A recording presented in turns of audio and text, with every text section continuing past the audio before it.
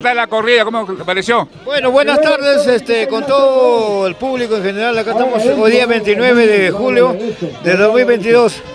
Yo como presidente del Club Marical Cáceres C, la marca, estamos organizando esta hermosa corrida por el 98 aniversario de vida institucional del Club Marical Cáceres. Qué bueno, Germán. Tú eres de cultural, ¿no? Creo que está burlando de mí, señor Genaro. Yo soy del Club Marical Cáceres.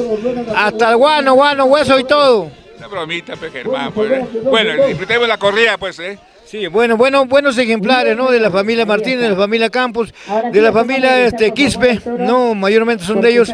Y estamos dando un buen espectáculo en esta tarde.